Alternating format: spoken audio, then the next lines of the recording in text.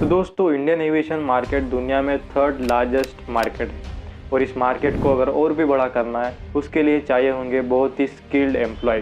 किसी भी एयरक्राफ्ट को एक डेस्टिनेशन से दूसरे डेस्टिनेशन तक पहुंचाने की जिम्मेदारी होती है दो बड़े पिलर्स की, पायलट्स एंड इंजीनियर्स, और भी कई सारे। बट अगर एयरक्राफ्ट की सेफ्टी और पैसेंजर्स की सेफ्टी की बात करें तो इन दो डिपार्टमेंट के ऊपर ही बहुत बड़ी जिम्मेदारी होती है। एक तरफ इन एयर पायलट अगर कोई भी गलत डिसीजन लेते हैं तो कई सौ लोगों की जान को खतरा बन सकता है, और दूसरी तरफ एयरक्राफ्ट मेंटेनेंस इंजीनियर जिनकी जिम्मेदारी होती है 24/7 एयरक्राफ्ट को फ्लाइंग कंडीशन में रखना। अगर एयरक्राफ्ट में कोई भी टेक्निकल इश्यूज की वजह से बड़ा डिजास्टर हुआ तो सारी गलती इंजीनियर के सर पर ही होती है। तो दोस्तों, अब तक आपको आइडिया आ ही गया होगा कि पायलट्स और इंजीनियर दोनों ही कंपनी के लिए बहुत ही इंपॉर्टेंट पोस्ट होती है। एक जो हवा में आपको सही सलामत अपनी डेस्टिनेशन पर पहुंचाते हैं, तो दूसरी तरफ जो एयरक्राफ्ट को सही सलामत फ्लाइंग कंडीशन में रखते हैं ताकि पायलट्स आपको सेफली अपने डेस्टिनेशन पर पहुंचाएं। तो सब कुछ इतना सेम है तो जाहिर सी बात है कि कंपनी इन हाईली स्किल्ड पायलट्स और इंजीनियर्स को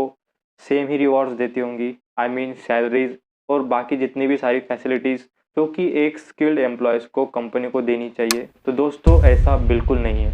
2019 में एक एसोसिएशन को फॉर्म किया गया, ऑल इंडियन एएमई एसोसिएशन, जिनकी डिमांड थी कि जितने भी एएमईज है यानी एयरक्राफ्ट मेंटेनेंस इंजीनियर, उनके कंधों पर भी उतनी ही रिस्पॉन्सिबिलिटीज़ होती है जितनी कि एक पायलट के कंधों पर। तो आखिर कंपनी जितनी फैसिलिटीज़ पायलट्स को प्रोवाइड करते हैं उतनी फैसिलिटीज़ एंड सैलरीज इन एएमईज को क्यों नहीं? और इन्हीं डिमांड्स को लेके कई सालों से टाइम टू टाइम प्रोटेस्ट होते आ रहे हैं, और इन सब प्रोटेस्ट में एक ही चीज़ कॉमन है कि किसी भी प्रोटेस्ट पर कोई भी सॉल्यूशन ओरिएंटेड एक्शन नहीं लिया गया, ना तो कंपनी की तरफ से ना ही रेगुलेटरी अथॉरिटी की तरफ से। 2019 में इंडिया में दो ग्रुप्स का फॉर्मेशन हुआ, ऑल इंडिया एएमई एसोसिएशन और सेकंड मिशन एएमई ग्रेजुएट, जिनका मोटो बस यही था कि एयरक्राफ्ट मेंटेनेंस इंजीनियर को एज अ एएमई कोर्स ना करके बीएससी डिग्री कंसिडर किया जाए, ताकि फ्यूचर में अगर एविएशन में जॉब ना भी लगे तो वो किसी और फील्ड में अप्लाई कर सके। 19 जुलाई 2021 में फिर से प्रोटेस्ट हुए इन majority of cities like Mumbai, Delhi, Bangalore,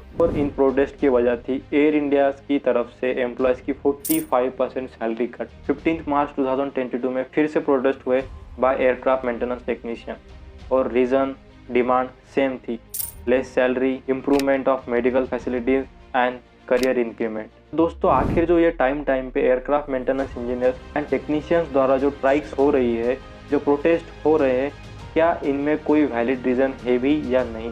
तो इन प्रोटेस्ट के पीछे के रीज़न जानने से पहले मैं आपको बता देता हूँ कि आखिर ये एयरक्राफ्ट मेंटेनेंस इंजीनियरिंग है क्या। एयरक्राफ्ट मेंटेनेंस इंजीनियर्स जिनकी रिस्पॉन्सिबिलिटी होती है एयरक्राफ्ट को फ्लाइंग कंडीशन में रखना, और ये काम बहुत ही क्रिटिकल होता है। एक एयरक्राफ्ट मेंटेनेंस इंजीनियर बनने के लिए स्पेसिफिक कोर्स करना पड़ता है, director general of civil aviation के मॉड्यूलर एग्जाम को क्लियर करना पड़ता है, फिर उसके बाद डीजीसीए के मेडिकल क्राइटेरिया को मैच करके 5 साल का मेंटेनेंस एक्सपीरियंस लेना पड़ता है, तब जाकर कोई कैंडिडेट एयरक्राफ्ट मेंटेनेंस इंजीनियर बनने के लिए एलिजिबल होता है। और ये सब करने के बाद भी किसको एयरक्राफ्ट मेंटेनेंस इंजीनियर बनाना है और किसको नहीं, ये डिसीजन भी पूरा कंपनी के ऊपर ही रहता है। जब तक आप एएमई बन नहीं जाते तब तक आपको एज अ टेक्नीशियन काम करना पड़ता है। अब इस एयरक्राफ्ट मेंटेनेंस इंजीनियर कोर्स में दिक्कत ये है कि इस कोर्स की फीस है कम से कम 6 से 7 लाख रुपए, और ज़्यादातर मिडिल क्लास बच्चे ही इस फील्ड में एडमिशन लेते हैं।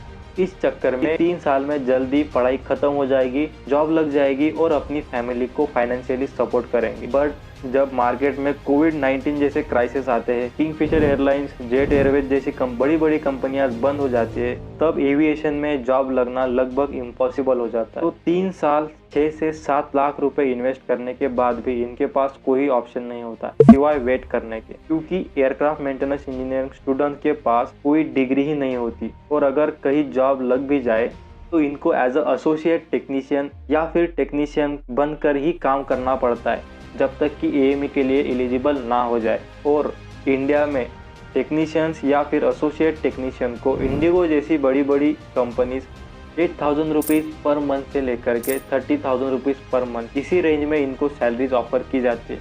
और इसीलिए होते हैं इतने सारे प्रोटेस्ट जिनका कोई पॉजिटिव रिजल्ट नहीं आता, बिकॉज लैक ऑफ यूनिटी। अगर कोई एम्प्लॉयज़ अपना स्टैंड लेकर अपनी आवाज़ उठा भी देता है तो उसको या तो टर्मिनेशन लेटर मिलता है या तो किसी रीज़न की वजह से उसको जॉब छोड़नी पड़ती है। So this is for you guys. क्या लगता है आपको कि क्या एयरक्राफ्ट मेंटेनेंस इंजीनियर को एज अ पायलट की तरह ही इक्विवेलेंट फैसिलिटीज़ और सैलरीज मिलनी चाहिए, और गवर्नमेंट को कौन कौन से रूल्स को इम्प्लीमेंट करना चाहिए for the better structure of the aviation? Comment section में अपनी कमेंट जरूर बताइए। वीडियो अच्छा लगे तो वीडियो को शेयर कर दीजिए, लाइक कर दीजिए और हमारे साथ इस चैनल पर जुड़ जाइए, क्योंकि इस चैनल पर ऐसे ही एविएशन रिलेटेड वीडियोस आते रहेंगे। फिर मिलते हैं नेक्स्ट वीडियो में, तब तक के लिए अपना ख्याल रखिए। बाय।